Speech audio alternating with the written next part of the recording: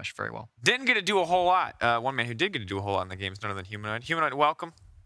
How you feeling? Hello. How's everything going, man? Quadra kill on Victor, that's pretty hype. Get a little Lich Bane in there. I'm kind of sad that I didn't get the penta, so not the best. Yeah. Look, man, it's one step at a time. I feel like your season can't be going too bad when the thing that you're sad about is not getting the pentakill. That said, would love to hear your thoughts early on in the draft. As we got later and later in that draft, obviously you guys had the Zeri, you got the Aphelios Thresh for it. That looked pretty solid.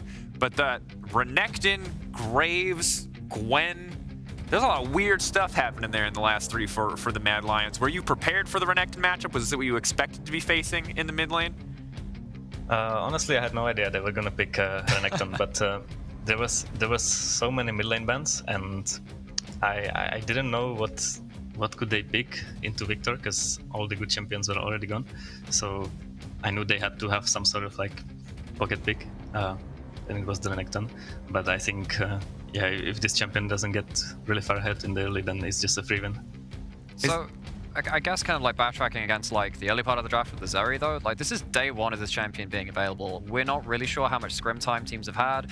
Most teams have just been banning it straight out. Did you guys have a particular plan for it? Was it just, oh, we know how to deal with this, it's not a problem? Because obviously it's been a huge ban for today.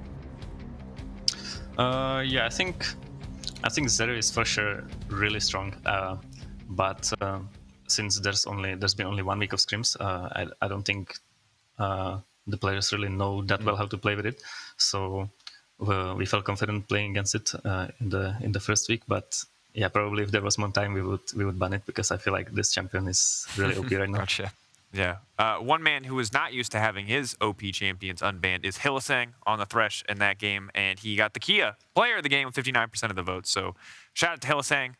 Stop giving this man Thresh, people. It's not worth it, even for potentially OP new champions like Zeri.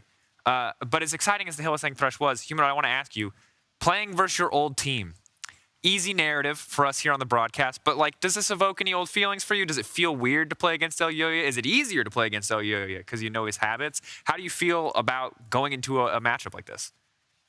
Yeah, I mean, I think it's always a lot of fun to just play against players that you've played with in the past, because when you play with someone, you don't really know how it feels to play against them, right? And playing against them, you can see that they are doing a lot of the stuff that you were used to playing with them, and then you can counter it, but they at the same time know how you play, right? So then it's just a matter of who counters who better. So, yeah, it's just more fun than like normal players. So you were kind of talking about, oh yeah, you know, you kind of get used to playing with this group of players, and it's kind of weird to play against them. But obviously, this was kind of like a golden generation that you were part of on that old squad. So moving away from that and into another team which looks pretty formidable, what's the transition been like for you? Has that been a rocky road? Have you been enjoying it? What's the feeling on it? I mean, so far I think it's been going really well. I didn't really know what to expect of a new team, but yeah, I mean, we clicked together pretty well, and I think so far we've only lost 2 games, right? So I think the score is pretty good, and yeah, we might have a really good chance in the end too. One thing I would love for you to follow up on, if possible, is we heard Upset say in his interview that he feels like right now a lot of the reason that you guys are winning is because individually you have really strong players who maybe overperform in a game and can help you carry, but that the team play's not really there yet. He said you guys are at about 50%. What's your read on that statement? I think it's true for every team in Europe right now. I think it happens every spring split that you know, at the first month or two, the teams are really not playing close to their top level. But usually like towards playoffs, the teams start playing way better, because that's like 2.5 months into the season, so that's a lot of time to improve.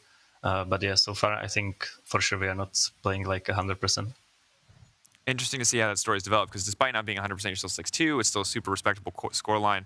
Before we look a little bit at the rest of the league, I would just love to know a little bit more about you personally, because you're a player who's obviously been incredibly successful, the Mad Lion stint, the pinnacle of that. But simultaneously, we know last year was honestly brutal for you in the Mad Lions. You guys had burnout. I know you talked a little bit with us in interviews about motivation.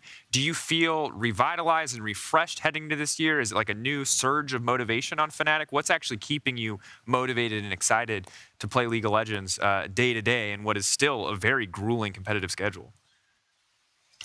Yeah, I think the last year or the last 2 years, I didn't really have any breaks whatsoever, just because of both Corona and the fact that we went to MSI and Worlds. So there was just no breaks almost. And I think after this Worlds, I had like 2 months break to not play the game at least for once in a while. So that helped a lot.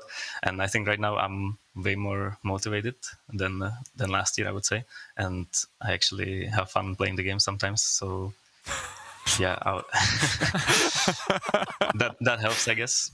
I mean, it certainly does. I like that it's like have fun playing the game sometimes. I mean, we've all been there. Look, like nobody likes this fasting Jan or whatever. I certainly hope it's not coming up in scrims. Yeah. Hey, have you tried Sona Mid? I hear that's really cool. No, please don't talk about the Sona Mid. Anyway, I want to take a I'm quick. have to try that. Oh no, please.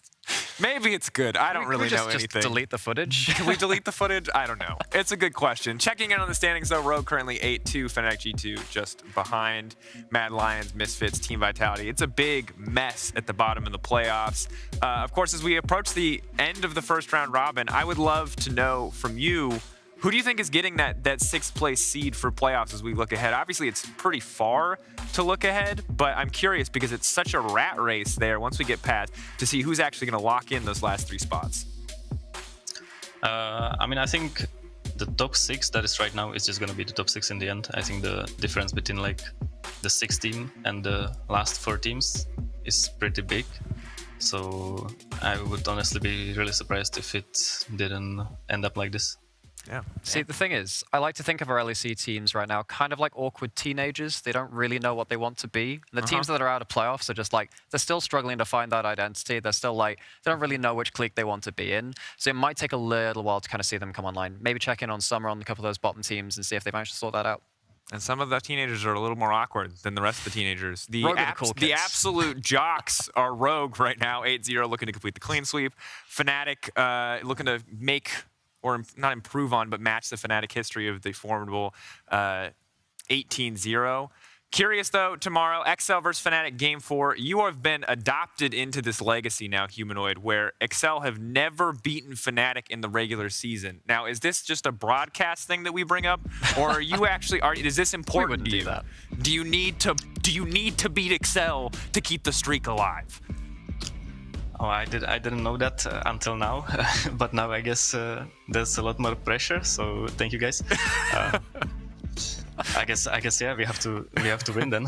If there's a streak going on, we have to keep it going. It's like you're my arch enemy. We don't even know who you are. Yeah, exactly. To me, it was a Tuesday. Okay, all right, fair enough. I'll apologize to Yamato. Hopefully that didn't break your mental in any case. Speaking of breaking mental, it's a similar story for Rogue and G2. Rogue have never beaten G2 in a regular season game, so we'll look ahead towards that. As a final note, Humanoid predictions. Rogue versus G2. Who takes it in the end? I think Rogue should be the stronger team right now. They always, for some reason, look really good in the regular split, and yeah, then sometimes they don't really follow up on it in playoffs. But who knows this year? But I think right now they look pretty good again. So I would say Rogue.